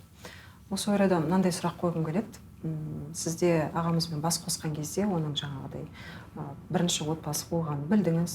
Көпшілік өзіңізге де теріс пікірлер жазды, неше түрлі. Бірақ әр адамның басына тағдыр әртүрлі жазылған ғой. Қалай беріледі, солай көтереміз деген сияқты. Кешегі жазған жаңалығыңызға, шешіміңізге байланысты екі тарапқа бөлінді көрермен. Біреу айтты, енді дұрыс та шығар, мүмкін сіз де өз бақытыңызды табатын шығарсыз дегендей. Басқалары жазды, мінеке көрдің бе, сен де біреудің отбасын бұздың, алдыңа қайтадан сол айналып келді деген сияқты. Қазір білмеймін енді қаншалықты өтірік шынын әркім өзі біледі ғой. Десе де сіздердің екі жаққа бөлініп кетуіңіздің себебі де басқа елге байланысты деп жазып жатыр. Қаншалықты рас? Мен қазір осы жерде бәрін айта қояды деп ойлайсыз ба? Айтпаймын. Ажырасуымыздың себебін айтпаймын. Сейфуллинге ешқандай ренішім жоқ. И оған ешқандай кінә тақпаймын. Ол керемет адам. Жүрегі нәзік, өте жақсы адам. Бақытты болып кетсе, артынан мен де бақытты болып кетсем, ол әлем Гүлстан деп айтушы еді енем. Әлем Гүлстан. Жап-жассыз ғой әлі де сіз? Жоқ, кәрімін деп жатқан жоқпын тек.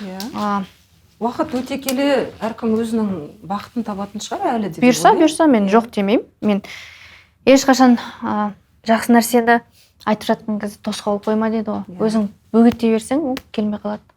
Мен ешқашан жоқ демеймін. Барлық жақсылыққа тек қана иә деймін, егер болып жатса. Қазіргі таңда менің бар ойым, жаңа екі қызым, олардың оқуы бар, олардың енді олар қазір пубертатностьқа енді кіріп жатыр ғой. Осы кезде соларға көбінесе жақын болуға тырысып жатырмын. Өйткені қазір олардың становлениесі болып жатыр. Енді ой өрісі баладан ересекке өтейін деп жатыр. Ең сондай бір нәзік кездер ғой. Сол кезде қастарында болып, және де бір жағынан өзінің жұмысыма көңіл бөліп, барынша қолымнан келген нәрсені жасап, мысалы, мен ән айта аламын, мен мүмкін жүргізуші бола аламын, кезінде де болғам, концертте жүргізгем, теледидардың НТК-да бір бағдарлама жүргізгем. Мысалы, бір роль беріп маған актерлық қабілетімді мысалы сынап көргім келеді, бағымды сынап көргім келеді, жоқ демеймін. Бәрі алда, бірақ қазір бір жабысып алып, прям соған аттанайын деп жатқан жоқпын. Құдай берсе, Құдай кездестірсе, жоқ демеймін. Бір сөзіңізде айттыңыз, Инстаграмда сол актерлік мансапты көргім келеді, сомдап көргім келеді деп, қандай рөлде елестетесіз өзіңізді? Қандай кейіпкер ретінде көресіз? Енді Қазақстанда орыс қыз нені елестетуі мүмкін білмеймін енді. Режиссерлар бір стереотип қой. Бір изгаляция етіп бірдеңені ойлап таппаса білмеймін. Көреміз енді. Білмеймін, мүмкін тарихи, заманауи. Тарихи тұлғалар бар.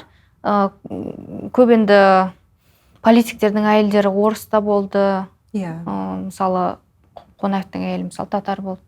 Соның рөлін берсем, может, тұрмыс келіспесе де ол кісі енді рөле болды ғой. Тегі деп атқаным ғой. Кім біледі? Жай болмысыңызға сай келе салатын бір образ деп тұрсыз ғой. Мүмкін. Иә, менде мына жақта өте көп сұрақ екен. Бүгін енді жалпы мен сізбен Сейфуллин Жолбарыстың бұрынғы жан жары ретінде ғана емес, енді ол факт, сіз бірге отбасы болғандарыңыз. Десе де өзіңіздің ішкі жан дүниеңізді, әлеміңізді көбірек білгім келді. Сол тұрғысынан да сұрақтарымды қойған болатынмын. Бірақ сіз енді әйел адамы, ана болғаннан кейін жалпы қоғамдағы бар тақырыптарды да қозғағым келеді. Сіздер ресми түрде ажырастыңыздар. Алимент мәселесіне қатысты сұрақ қойғым келеді. Себебі жақында ғана бір жаңалық шыққан екен. Қазір алимент мөлшерін көбейту жайында сұрақтар өте көп біздің елімізде. Алимент төлеуге қатысты жаңа заң жобасы әзірленбек біздің елімізде. Яғни шамамен 43 мың теңге болу қажет делінген екен. Себебі осы уақытқа дейін енді ер азаматтың тіркелінген ақысына байланысты 1/4 төленеді екен. 25 мың теңге ма сондай. Соның өзінде де ол күлкілі ақша деп ойлаймын. Кей ер азаматтар соны да азайтуға тырысып жатады ғой. Мысалы барып юбка киіп алсын, ондайларды азамат деп айтуға тілім бармайды менің. Екінші рет үйленіп, мына жақта менің тағы бала шағам бар, сен өзің жүре тұр деген сияқты. Я болмаса бұрынғы әйелі тағы да тұрмысқа шығып жатса, қазіргі күйеуің асырасын дегендей қылып келтіреді де, мысалы. Осы тұрғыдан сізге сұрақ қойғым келеді. Бұл мәселені сіздер қалай шештіңіздер? Екі қыздарыңыз бар, мектеп оқушылары. Жалпы орта есеппен алған кезде бір балаға қанша қаржы кетеді? Оқуына, тамағына, жүріс тұрысы деген сияқты. Бізде сот барысында ол сұрақ қойылды. Мен ресми түрде одан бас тарттым. Өйткені Сейфуллиннің ондай дүние қоңыздылығы жоқ. Ол балаларын ештеңе аямайды. Үлкен балаларынан да әлі де олар мысалы кәмелет жасына толса да, оларды бағып қағып жатыр екеуінде. Ол мына кішкентай қыздарымды айтпай-ақ қояйын. Олардың тіпті ештеңесін аямайды ол.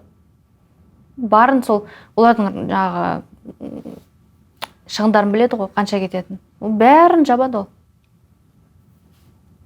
Бір балаға қанша қаржы кетеді? Екеуі мысалы орта мектепте оқи ма, жоқ әлде ақылы мектепте ме? Олар ақылы мектепте оқиды. Қосымша ағылшынға барады. 5 саусақ бірдей болмайды дегендей. Ерлердің ерлері бар, ерлердің даже әйел деп те айтамайсың оларды. Тұлға да емес, азамат та емес, адам да емес. Бірақ олар болашақта көреді. Істеген нәрселері алдарынан шығады әрине. Олар қартаймай ма, олар ауырмай ма, ертең оларға да көмек қажет болады. Оларға да көңіл, әдемі жылы сөзді талап етеді олар. Бала одан кейін бармайды. Әкесін танықсыз да келмейтін сау. Ол жағында ойлап қойсын. Мысалы уақыт өте келе бір өзгерістер болып жатса, ағамыз алдыңызға келіп қайтадан мүмкін жарты жыл өтеді, 1 жыл өтеді, сенен артық адам таппадым, тағы да көрекші, мені кешір, қандай да бір қателік жасаған болсам десе. Бірақ сіз сол уақытқа дейін мысалы ешкіммен кездеспеген жоқсыз, ешқандай да бір махаббат болған жоқ сізде уақыт аралығында. Қайтадан қосылып кету мүмкін бе? Ол кісіге жоқ деп айта алмаймын.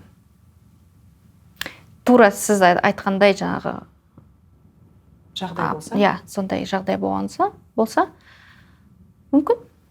Айтамын, еш нәрсеге жоқ демеймін.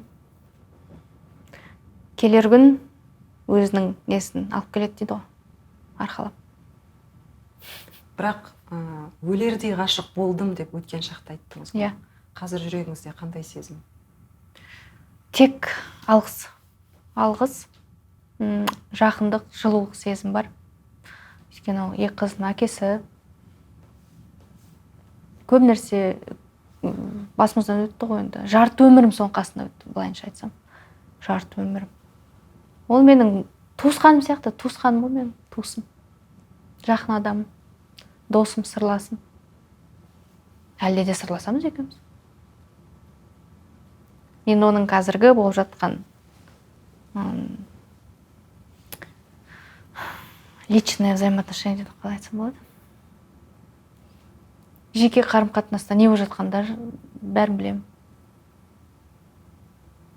Даже өзімнің айтар қосатын әңгіме болса қосып та қоямын, совет беремін, кеңес беремін, қолдаймын. Өзімде кеңес сұраймын одан. Үйреніп қалдық енді бір-бірімізге. Соншалықты сол адамға деген құрмет сыйластығыңыз артып, еш нәрсеге қарамай, бәрібір жақын адам деп қабылдап отырсыз ғой. Әрине. Бәрібір кешіресіз. Не айтса да, не істесе де. Ол ондай мені ұрып соғып қырған жоқ. Ол менің әке-шешемді сыйлап өтті. әлде де сыйлайды, мамамды қатты сыйлайды ол. Ол да мені қатты сүйеді, әлде де сүйеді деп ойлаймын.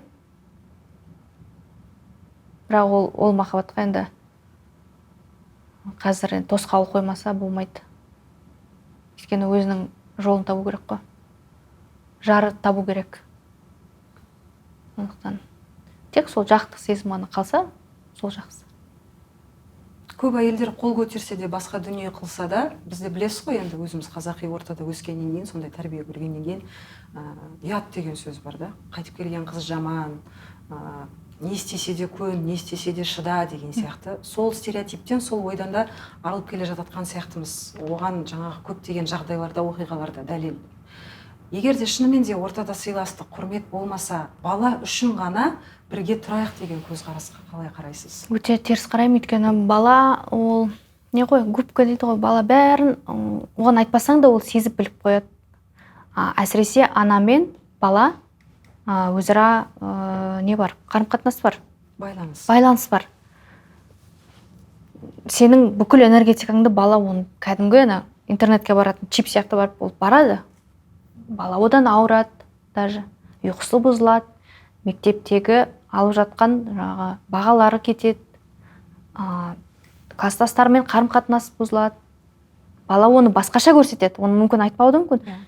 Сендер бүйтіндер, олай болмайды демеу мүмкін, бірақ ол жаңағы тіршілігімен көрсетеді, өзінің мінезімен көрсетеді. Даже ауырып қалады даже бала. Сондықтан болмайды бала үшін деп, он наоборот, мен айтқанда бала үшін кеттім мен. Ертең ауырып қалмасын деп. Қызымды ойладым, ертең мен қазір отыра берсем, солай жылап сықтап отырсам, мыналар ауырады дедім. Өйткені уже айта бастады маған. Олардың айтқандарына да рахмет. Өйткені біздің қыздармен қарым-қатынас жақсы. Олар айта алады маған. Рахмет оларға. Ал былай бала үшін шыдау деген ол меніңше дұрыс емес. Енді бірден әрине мен андай адам емеспін енді. Бірден бір кикілжің шықса, атып шығып, кетіп қалсал демеймін. Шешіп көріңдер. Мен мысалы 5-6 жылдай, 6 жыл мен көрдім проблеманы шешуге. 6 жылдай уақыт бердім. Бірден кетіп қала салған жоқпын. Сол сияқты көріңдер, проблеманы шешіп көріңдер. Біріншіден сөйлесе біліңдер бір-бірімен. Мысалы, кейбір отбасылар, ерлі-зайыптылар бір-бірімен даже ашық сөйлесе алмайды. Ол өте өкінішті. Сөйлесе білу керек, айта білу керек. Әйел өзінің ренішін айта білу керек, немесе өзінің қалауын айта білу керек. Еркек соны тыңдай білу керек, шыдай білу керек, сол сөзді көтере білу керек. Көп еркек сөз көтермейді. Бетіне айтсаң, атып шыға келеді, мысалы. Ол еркек меніңше ол арыстандай болу керек. Арыстандай айбатты, жолбарыстай қайратты дейді. Арыстан бола білу керек. Өзің семьясы үшін, әйелі үшін сен оны жар қылып таңдадың ба? Арыстан бол сол әйел үшін. Кәдімгі қорғанышы бол, сүйеніші бол, треніші бол. Ал бола білмесе, білмеймін онда қандай еркек. Әйел біз нәзікпіз ғой. Бірде жылай саламыз, бірде ренжейміз. Болмаған затқа, мысалы, шошынта аламыз, мысалы. Оның бәрін еркек спокойно отырып, соны реттей білу керек. Так, жаным, сен бүйтпе. Так, берген мен бәрін түсіндірем, қазір тыңда деп жай сөзбен айтса, әйелде ақымақ емес, тыңдайды, құлақ асады. Сөйлесе білу керек. Жаңа ата-анаңыз туралы айтқан кезде, сіз айттыңыз, мен бәрібір өзімді сәл жоғары психологиялық жағынан болсын, менталдық жағынан болсын жоғары есептейтінмін. Оларды құшақтап алғым келеді деген секілді қылып айттыңыз оны. Қазір сөзіңізді тыңдасам, отбасылық өмірде де ер адамның рөлі бөлек, әйел адамның рөлі бөлек. Бірақ психологиялық тұрғыдан сізде сол жолдасыңызды бүйтіп қамқорлыққа алып, құшақтап, еркек мінезбен. Солай істеген сияқтысыз, өйткені көп нәрсеге шыдадым деп айтып жатсыз. Соғында қазбалап сұрағым келіп тұрған жоқ. Десе де көп дүниеден алып шыққан өзіңіз. Көп жаңа қадам жасауға итермелеген, себепкер болған өзіңіз. Сонда барлығын өзім сізді бүйтіп құшақтап алатын адам қайда сонда? Өзіңізде бір шаршап қаласыз ғой бәрібір, қайта-қайта істей берсеңіз, отбасылық өмірге күресе берсеңіз, жасай берсеңіз. Көп қажет етпеймін біреудің бүйтіп мені құшақтап алып немесе. Әрине керек, менде адаммын ғой, менде тастан жаралған жоқпын. Бірақ Құдайға шүкір менің кереметтей сіңілім бар, кереметтей інім бар. Вот соны еркек нағыз арыстан десем, мен ең бірінші інімді қояр едім, мысал қылып. Совсем сынып бара жатқан кездерімде солармен сөйлесем. Соңғы кезде інім алып шықты мен.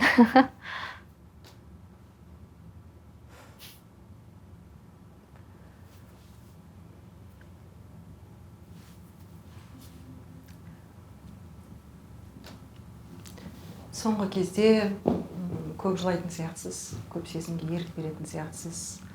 Мүмкін былай жасасам былай болар ма еді деген сияқты кез келген адамның әттеген ай болады. Жоқ, мен өкінішім жоқ ештеңеге өкінбеймін. Қалай бар солай қабылдайсыз ба? Әрине. Мен бүкіл жасаған қадамдарым даже дұрыс емес болса да, дұрыс болмаса да, ол ақырында өзіме сабақ болып келді. Сондықтан мен бәріне ризамын. Әрине ақымақ болмауға тырысып жатырмын өмір бойы. Бірақ робот болмағаннан кейін, искусственный интеллекттен жаратылмағаннан кейін ақау бар арасында. Бірақ бәріне ризамын. Бәрі сабақ, бәрі тәжірибе, бәрі қадам. Әр адам солай өту керек өмірден. Бәрін тәжірибе қылып қабылдау керек. Өзіңізге сырт көзбен қарайтын болсаңыз, 20 жастағы Катя және қазір Екатерина Уайт қандай бар айырмашылық? Есейдім, әрине. Есейгенмен бірге опыт, тәжірибе келді. Салмақты болдым. Көп нәрседен түсінігім пайда болды. Және өте қатты жігер, күш жігер жинап алдым. Мен бұрын ойлайтынмын, мен өте нәзікпін. Қолымнан көп нәрсе келе бермейді шығар деп ойлайтынмын өзімді. Оказывается, мен өте нәзік емес екенмін. Өте жігерлі адам екенмін. Ол бастан белгілі болған сияқты. Себебі балалық шағыңызды суреттегеннің өзінде байқалып тұрды. Мүмкін сол қалыптасқан мінезіңіздің арқасында шығар, дәл қазір. Бастауыш мектепте мен көп буллинг көрген адаммын. Не үшін? Буллингтен өттім. Класстастарым мені орыс болғаннан кейін ұлтымды айтып, солай мені буллинг қылып қысым жасайтын. Бірақ сіз қазақ мектебінде оқыдыңыз, қазақ тілінде еркін сөйледіңіз. Иә. Соның өзінде.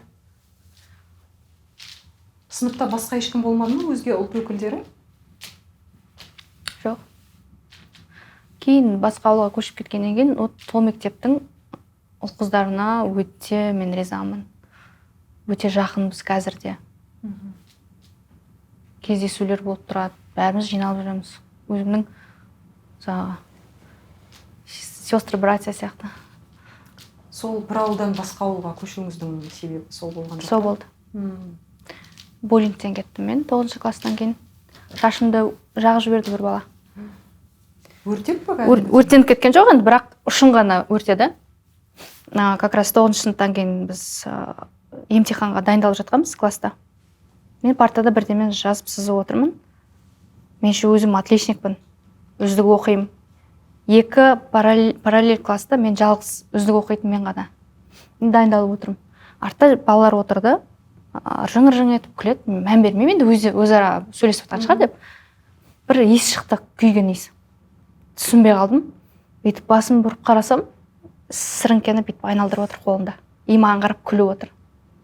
Сөйтсем, шашымды бүйтіп бұрап алып, мынандай сияқты шашпен отырғам ғой былай. Шашыңыз ол кезде де ұзын ба? Иә, ұзын. Былай шығып тұрған шашты күйдірген ғой шетін. Ой Алла. Дедім. Сол жерден атып тұрдым, жылап, бәрін жинап алдым. Емтиханды қалай тапсырғаным есімде жоқ енді, бірақ сол емтиханды тапсырып болып, ол жақтан көшіп кеттік біз.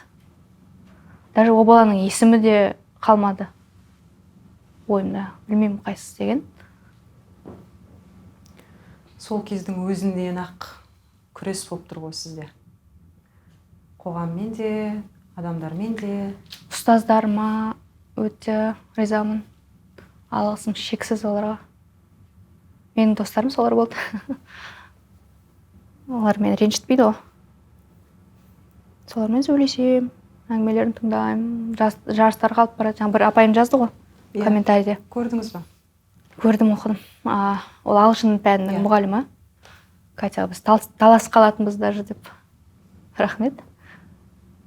Расында да ағылшын тілінен, орыс тілінен, қазақ тілінен көбінесе енді тіл ғой менікі.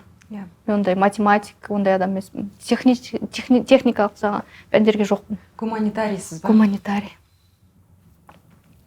Қанша мықты болып көрінуге тырысқаныңызбен, жігер мықты, күшім бар деп айтып жатсыз ғой, ішкі стержень, бәрібір әйел адамы, әйел заты болғаннан кейін нәзік екенбіз байқалады. Бұл жерде мен журналист сізге сұрақ қою барысында емес, бұрыннан бір танитын сондай адам сияқты болып сезініп отырмын. Өйткені әрбір айтқан сіздің сөзіңіз мүмкін менің өмірімнен бір жаңғырық ретінде естіліп жатқан шығар. Рахмет, сіз сұхбатқа келіскеніңізге, көп адамға келісім бере қоймайды екенсіз. Және де ажырасқаныңыз туралы айтқан кезде негізінде мен ойладым, бұл тақырыпты қозғасақ па, қозғамасақ па, себебі мен ұсынысты оның алды сізге тастаған болатын, сұхбат жазайық деп. Бірақ адам болғаннан кейін әртүрлі жағдай болады. Жеке өмірде байланысты, шығармашылыққа байланысты әртүрлі сұрақ қойған үшін ренжімеңіз. Бәрібір халықтың көкейінде жүрген сұрақтар болғаннан кейін жолдауға тура келді. Сіздің жұмысыңыз, оны қозғау. Мен білем ғой, журналистің жұмысы қандай екен. Даже адамды эмоцияға шығарғысы келеді. Ашуға, немесе бірдеңе. Ондай қатты дүние жасаған жоқсыз, так что реніш жоқ.